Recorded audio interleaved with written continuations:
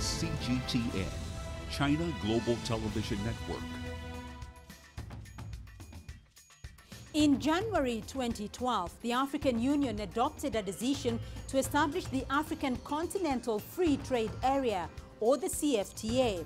This is now due to be launched in January 2021 and will bring together a market of more than 1.2 billion people with a combined GDP of over $3 trillion. It aims to create a single continental marketplace for goods and services with free movement of business people, investments and capital. It has so far been ratified by over 30 African countries, and its goal is to unify the entire continent into a single free trade bloc.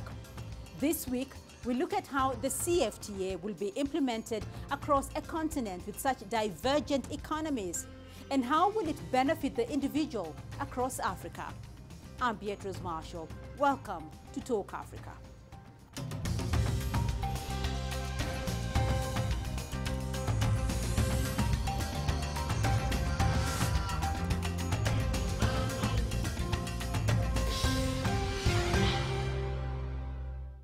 Now, even though the COVID-19 pandemic delayed the implementation of the African Continental Free Trade Area, it's now set to kick off in January 2021. But how is it actually hoped it will change intra-Africa trade? My colleague Nabil Ahmed Rufai brings us more from Accra. It's a landmark achievement, the African Continental Free Trade Area, or ACFTA.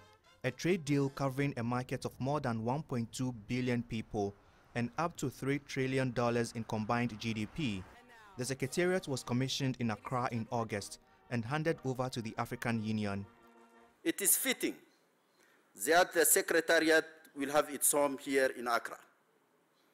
Ghana is a historical trading center for gold, cocoa and timbers and other valuable goods, and remains an important center of commerce on the continent and beyond.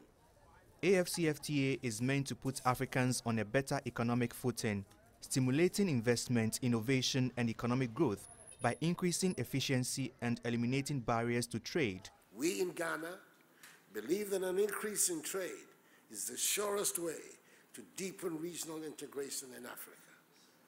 It will mean a rapid increase in the exchange of agricultural, industrial, financial, scientific, and technological products, which would significantly enhance our economic fortunes as a continent, create prosperity, and provide opportunities for employment for the broad masses of Africans, particularly the youth. The ACFTA Secretariat's first Secretary General, Wamkele Mene, has a 4-year mandate to ensure the smooth operation of the trade deal. Substantial domestic policy reforms and alignment of national legislation with the ACFTA shall be required in order to reduce barriers to intra-Africa trade.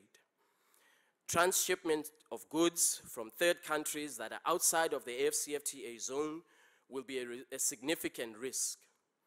The ACFTA Secretariat will work closely with customs authorities across Africa to ensure that through robust implementation of the ACFTA rules of origin, the prevention of transshipment is an absolute priority.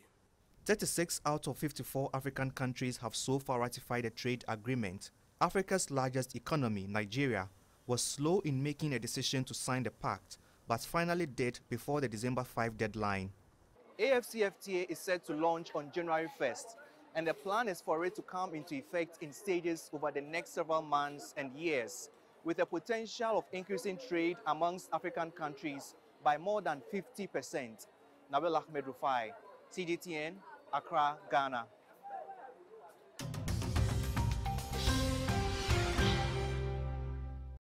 And joining me now to unpack the CFTA and what it means for Africa are from Accra, Ghana, Dr. Francis Mangeni, the head of programs at the African Continental Free Trade Area Secretariat. From Toronto, Nadia Hasham, she's a trade policy expert with the African Trade Policy Center at the UN Economic Commission for Africa. And also in Accra, Louis Yao Aful, Group Executive Director, Africa Continental Free Trade Area Policy Network, Ghana, and the Women of Africa Network. Welcome all to Talk Africa, and thank you for joining us on the program. Louis, the start of trading under the Africa CFTA will begin in January of 2021, delayed as a result of the COVID-19 pandemic. Under the circumstances and the state of African economies as a result, what is the ability of countries to get the trade agreement up and running? It's possible that come January 2021, the party states can commence.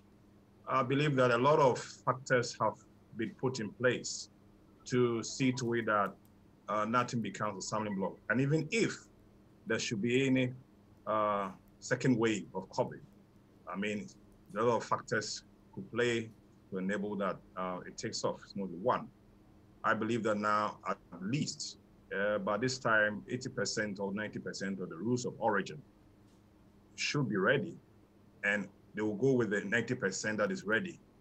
If at the time of January, the 100% is not ready, but they can go with 90%. That is very important, the rules of origin.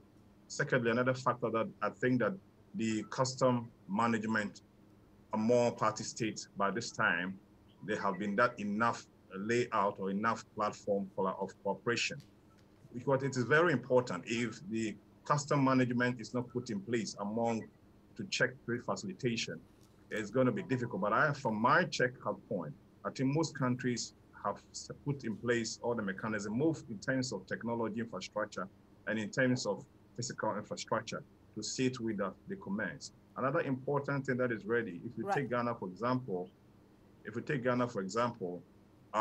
is important for local coordination offices to be set up to be like a liaison between the Secretariat and then various local countries. When you talk about the CFTA will go with what is ready, talk us through that implementation process. Like come January, when you say this is ready, what exactly is ready and what will take effect on the first day?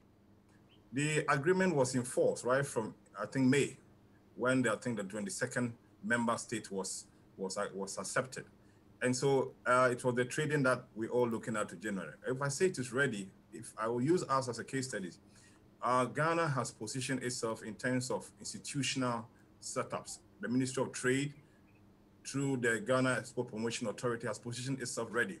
The customs have already positioned itself ready in terms of using the ICUMs, in terms of meeting all the stakeholders that are in place, in terms of meeting all the local trade associations.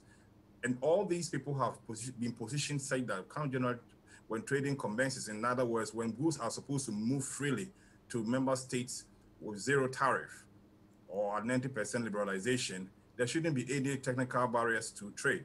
Free movement, yes, to a certain, it's progressive, but free movement also should be, by this time, using the Abuja Treaty, it has been negotiated, and free movement is also ready at this point.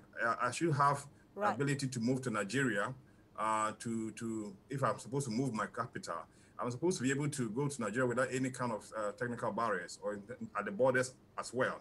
And so if you look at these few practically, I think that come January 1st, this can take off. Nadia, let's talk trade and the commencement of trade for the continent come January 1st now, because African trade is expected, to contract significantly as a result of the year that many African economies have had in 2020. What is Euneka's forecast when it comes to trading within the CFTA?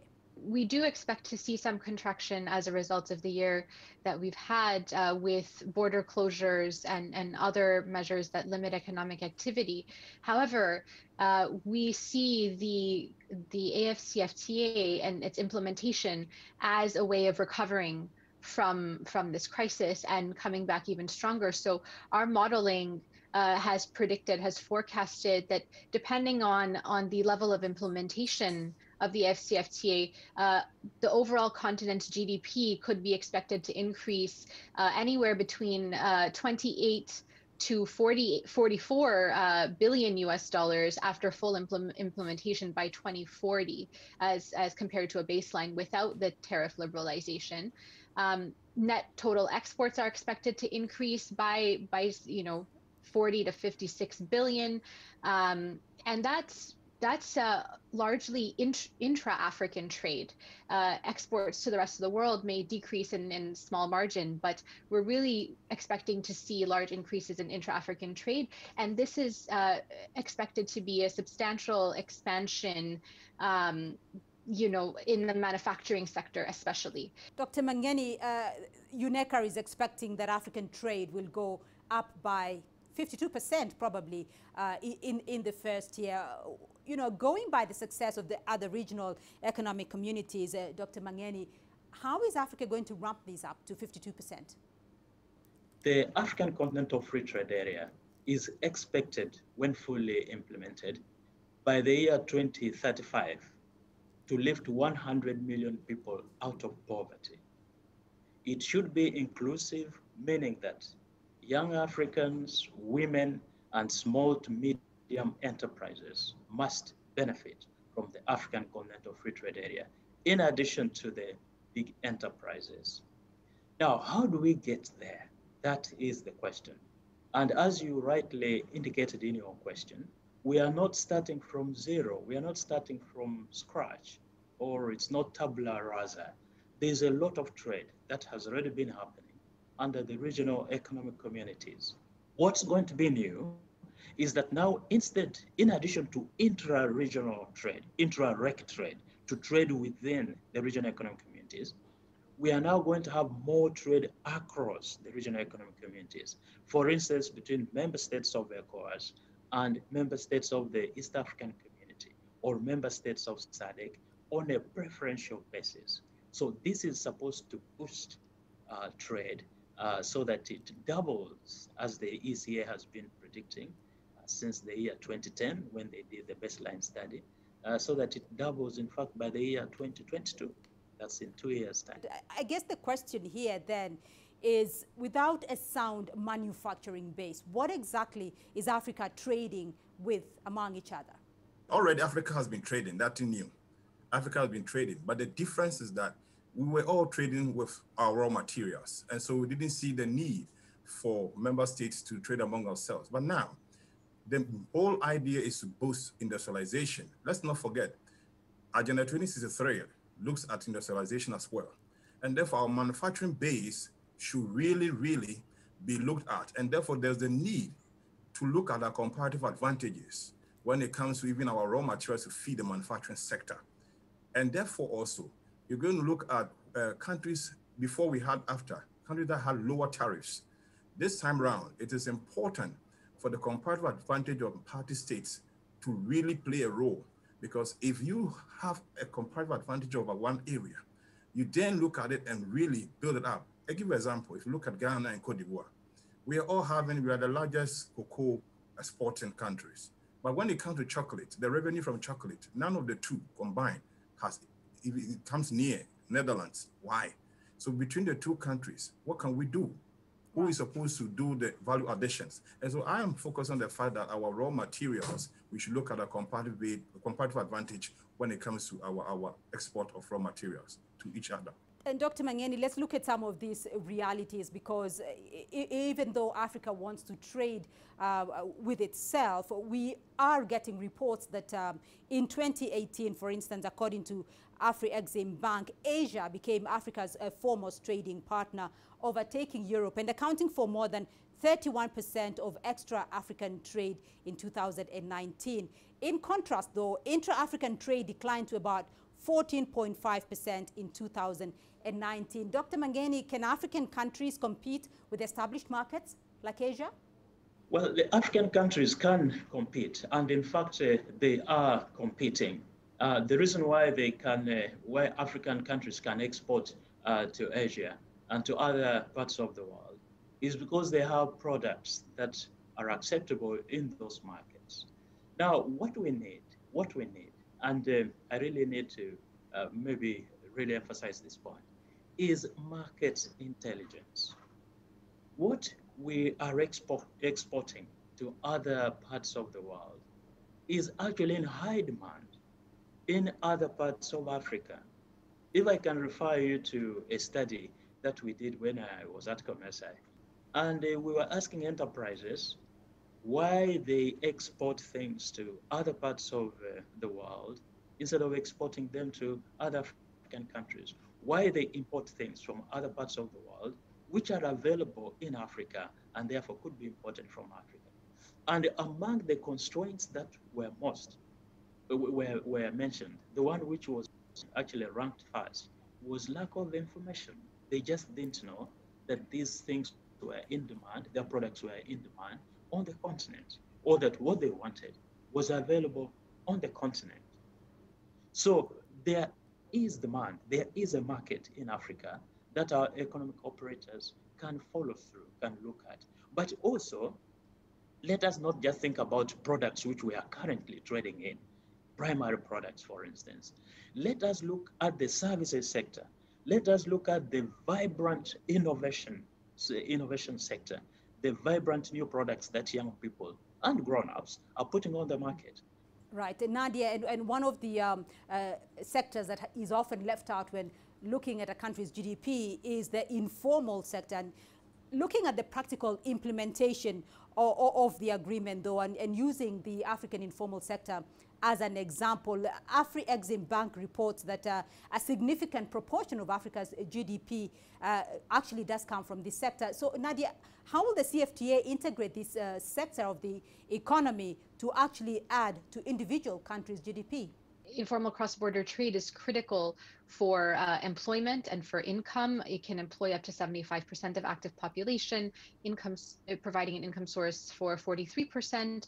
Mostly, many women are employed in the Comesa region or in the SADC region. Actually, approximately 70% of informal cross-border traders are women, and it's important for food security and nutrition. So with the free trade area agreement, what we're looking at is strengthening cross-border trade and regional value chains. And this will support informal cross-border traders, but it has to come with the customs cooperation regionally. So we have to think about solutions like simplified trade regimes that make it easier for traders to trade on a list of common agreed upon goods of a certain value, and that remove some of those non-tariff barriers that informal traders face, and can incentivize formalization so they can trade under the Africa Continental Free Trade Area Agreement itself and the protocols that come with it. We expect it to be more cost effective for informal traders to trade under the CFTA than to trade informally. And so we think, engaging Cross-Border Traders Association is one critical way to make sure that the benefits of the ACFTA are extended to informal traders. And we'll be looking at that common methodology in just a moment. But for now, we'll take a short break. When we come back, we'll have more on the positive changes envisioned for trade in Africa as the CFTA is rolled out. Stay with us.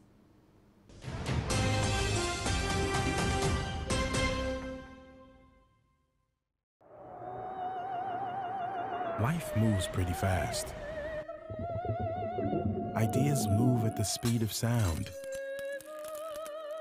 Technology moves at the speed of light. If you don't filter out the noise, you might miss the details. We pay attention to the details because they matter, showing you a different perspective. See the difference.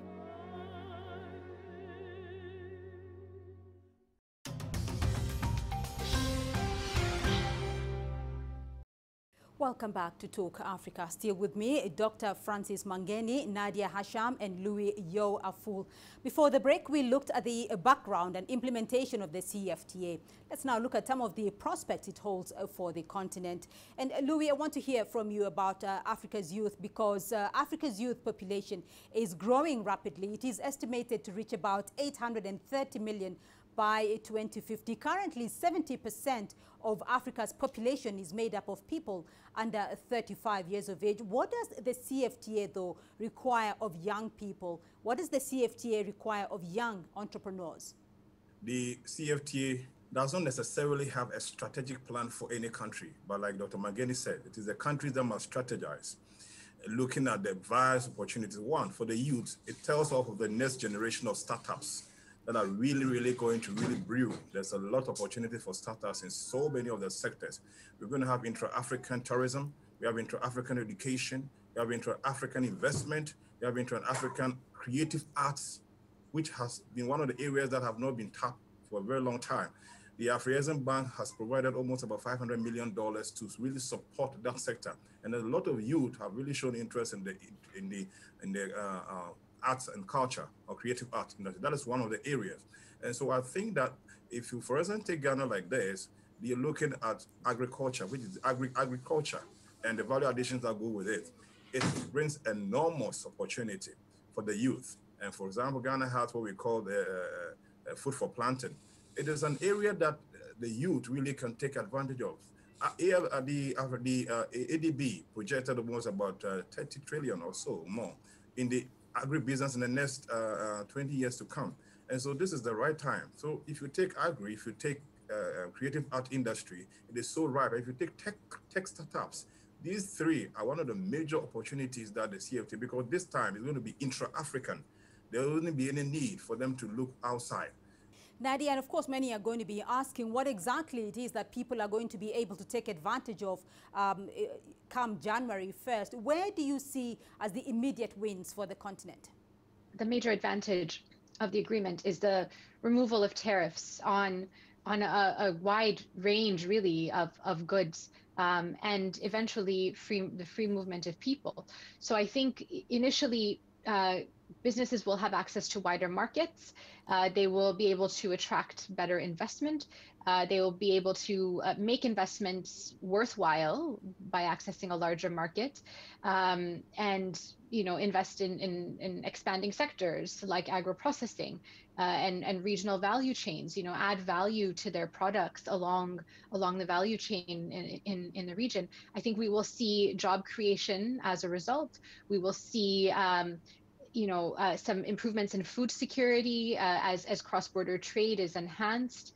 We will see coherence in trade policy as countries come together to be able to implement and coordinate the implementation of this agreement. I think we will see innovations in e-commerce, in all the services that go along with supporting better trade, like logistics. So I think all of those are really, we'll see reductions in poverty we're expecting, and we're expecting women's economic empowerment as well. Again, all of this comes with appropriate implementation. So we really do need to focus on national and regional level implementation of this agreement. Right, Dr. Mangeni, in terms of the benefits outweighing the short-term losses, let's look at the long-term now and look at some of the models of trading here, because when you have big open markets, there is, often a third-party currency here, be it the euro, be it the dollar, be it the Chinese renminbi. How is Africa going to solve this, where there are 55 countries trading? Payment systems become key, become another aspect to look at in order to facilitate cross-border trade. So that's why we have got this arrangement, this initiative, which is being pioneered by the African Export-Import Bank for creating the Pan-African Payment and Settlement System, which again builds on existing regional level payment and settlement systems. Like COMESA has the regional payment and settlement system, SADC has one as well. So this is going to facilitate payment in local currencies. The payer can make a payment in their currency, and the payee will receive the payment in their currency as well. This helps to navigate this problem of multiple currencies that we have at this point in time. And actually, efficiency in payment systems has been indicated as a priority by economic operators. So that's an immediate solution which is going to be in place to assist us get around these different currencies. But in the long term, right, you of course know that we are going to have an African Economic and Monetary Union. We are supposed to have this by the year 2028, according to the treaty establishing the African Economic Community, or famously called the Abuja Treaty, which sets out a 34-year blueprint for creating the African Economic Community, beginning with free trade areas at the regional level, going on to the African Common Market, and then, of course, the Economic Union and the Monetary Union. Now, what we have in the Continental Free Trade Area is a solid step on that program, or according to the blueprint, which already now means that we have free movement of goods. We are moving to free movement of services. And, you know, we are going to negotiate protocols on investment, competition policy, intellectual property, e-commerce, as well as women in trade. So it's a large, it's a robust program, a comprehensive program, which will also cover the financial aspects, especially when we establish the African financial institutions as well. So the journey has just begun, and when fully operational, CFTA will bring together 55 African countries with a combined population of more than 1.2 billion people and a combined GDP of more than $2.5 trillion, making it one of the world's largest free trade area. I want to get it from all of you individually, and I'll start off with you, Dr. Mangeni. In your view, what will define the immediate CFTA success? So what we really need to do in order to ensure that we are successful, the critical success factors include the following: ownership by the political leaders at the highest level. And this actually is there, and it's what has driven the fast pace that we have witnessed, the high momentum we have witnessed along the African Continental Free Trade Area. And then we need to make sure the Secretariat is well resourced, both in financially and also in terms of human resources. It's extremely important to have also ownership by the stakeholders, information awareness by the economic operators. I think these three will be key critical success factors to begin with. Nadia, your thoughts? For me, I think the success will be determined by the level of inclusion of the CFTA. So this means can women easily participate? Can small and medium businesses easily participate? Can youth easily participate? And are various stakeholder groups being consulted? Are we considering cross-border traders? And are businesses incentivized to trade under the free trade area? So I think these factors, I'm optimistic. I think that the national ownership, as Dr. Mangeni has said, is strong and has looked at the inclusion aspect well. And if the widespread of the participation is ensured in the CFTA, I think we will see the benefits that we're expecting. Louis, your final thoughts. Okay, before I do that, let me quickly go back to the losses of countries. The losses, Afrexim Bank has made provision of credits for 2 years for the countries within the group of 6 who are going to struggle with revenue. My final take is that there's a need for more institutional liberalization, especially when it comes to the customs. Whatever you see Ghana doing when you go to Nigeria, you should be able to see the same there. This should be what should lead the way. If we don't have liberalization of our institutions, then of course, even though we have negotiated, at the end of the day, you're going to see countries not really committed to what they have really negotiated. So I would like to see at the borders, whatever is happening in Nigeria should happen at Benin, and it should be common across the board. And that's all we have time for this week, but thank you to my guests for their insights.